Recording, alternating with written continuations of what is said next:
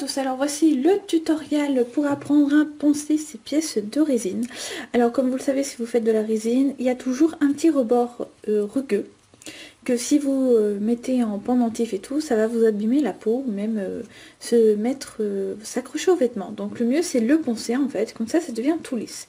Bien sûr vous pouvez toujours éviter de poncer et mettre de la résine en surface pour faire un deuxième fond, mais le problème avec les pièces comme ça, qui sont très, très complexes comparé à un simple rectangle, bah, c'est que vous êtes obligé de poncer parce que sinon vous avez une chance sur deux de renverser de la résine sur votre création.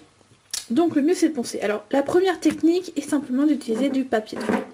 Alors moi j'utilise du 120, mais après ça dépend de vous. Pour moi le 120 c'est le meilleur parce que bon il raye pas, il est très simple.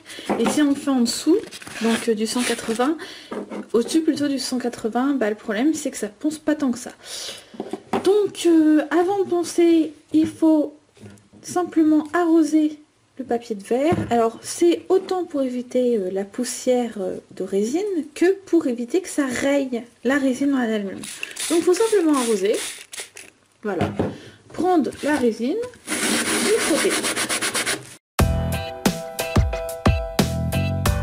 Alors par moment il faut essuyer, hein, faut pas hésiter à faire.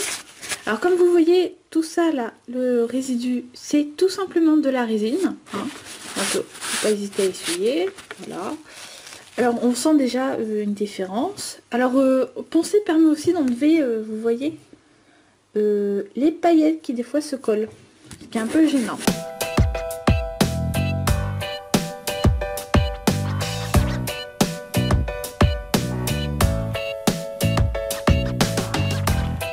Alors bien sûr il faut éviter de mettre trop d'eau sur le papier de verre parce que sinon il va tout l'absorber et ça risque de faire plus de papier mâché que quelque chose qui servira à poncer.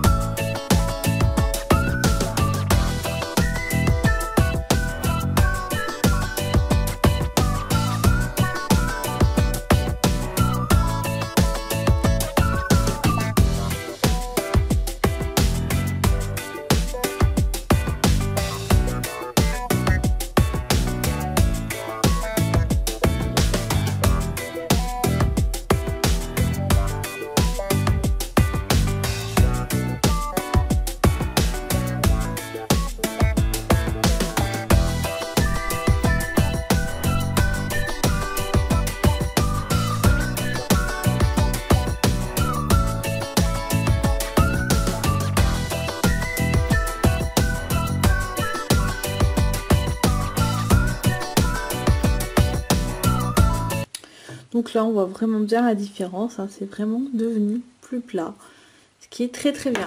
Alors par contre ça demande vraiment d'utiliser beaucoup sa main.